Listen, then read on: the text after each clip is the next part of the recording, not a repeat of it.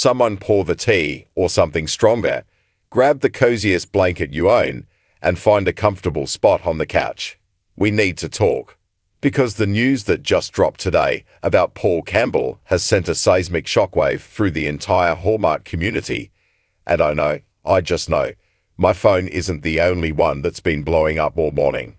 If you're just tuning in, let me rip the Band-Aid off.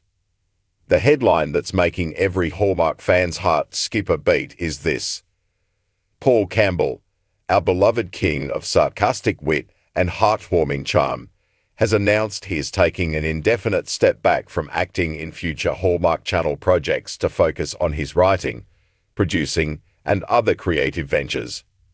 I'll wait while you read that again. It feels like a punch to the gut, doesn't it? Like finding out your favorite local coffee shop, the one that knows your order by heart, is closing down for good. It's more than just disappointing. It feels deeply personal. For years, Paul Campbell hasn't just been an actor on our screens. He's been a reliable friend we invite into our homes every holiday season, and for every seasonal celebration in between. You know the feeling. It's a Saturday night. The world outside is chaotic and stressful, but you turn on the Hallmark Channel, and there he is. That familiar, lopsided grin, the twinkle in his eye that promises he's about to deliver a line so dryly hilarious, it'll make you laugh out loud and spill your hot cocoa. He wasn't the typical, stoic, impossibly perfect leading man. Paul Campbell was one of us. He was the guy who was slightly awkward at the town festival, the one who'd trip over his own feet while trying to be heroic, the dad who was in way over his head but loved his kids fiercely. He was the human, relatable anchor in a world of picture-perfect romance.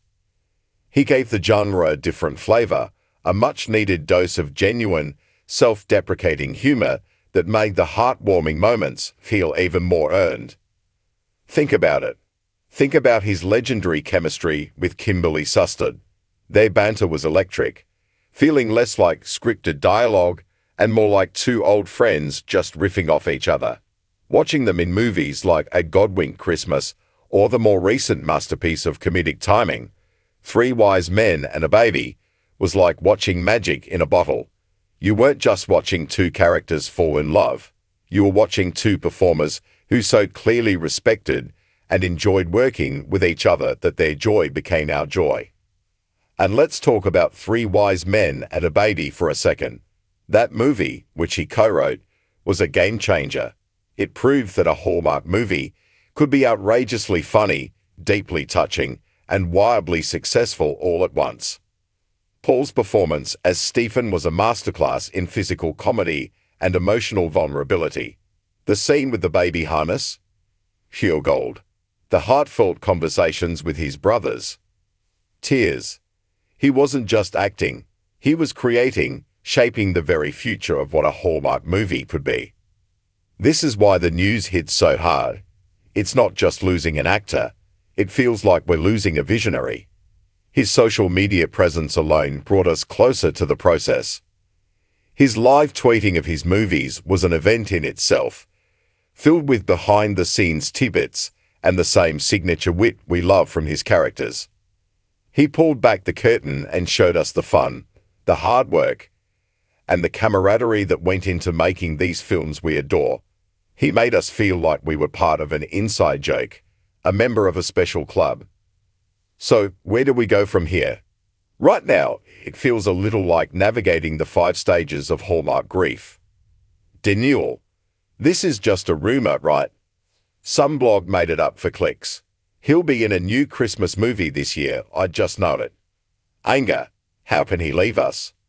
Doesn't he know how much we look forward to his movies? Saturdays at 8 p.m/7 will never be the same. Bargaining. Okay, maybe not a full-time thing. But what about one movie a year? Just one Christmas movie, for old time's sake, please. Depression. Cue the marathon of all his past films. We'll be over here, crying into a pint of ice cream while watching The 9 Kittens of Christmas. Acceptance. This is the hard part, but it's the most important. Acceptance doesn't mean we're not sad. It means we're shifting our perspective. And that perspective is one of overwhelming gratitude. Gratitude for every laugh, every stolen glance, every perfectly timed sarcastic comment. Gratitude for making us believe in the charmingly imperfect guy next door. Gratitude for the comfort and joy he has brought into our living rooms for over a decade. His statement mentioned focusing on writing and producing.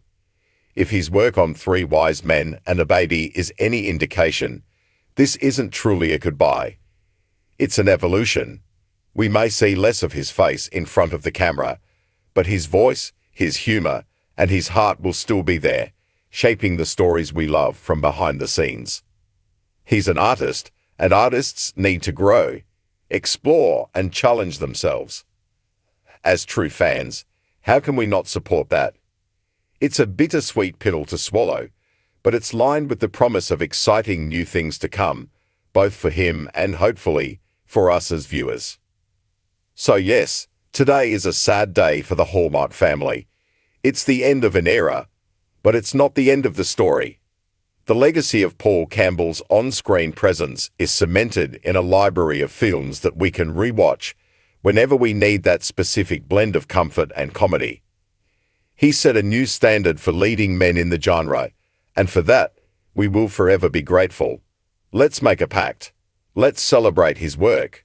Let's go into the comments and share our absolute favorite Paul Campbell movie, that one scene or line that lives in our heads rent-free. Let's wish him nothing but the absolute best on his new journey. Paul, if you ever happen to read this, thank you. Thank you for the laughter, the heart, and for being the wonderfully real, relatable, and hilarious presence we all needed. We'll miss you on our screens, but we'll be cheering you on every step of the way. Now, if you'll excuse me, Window Wonderland is calling my name, and I've got a fresh box of tissues ready.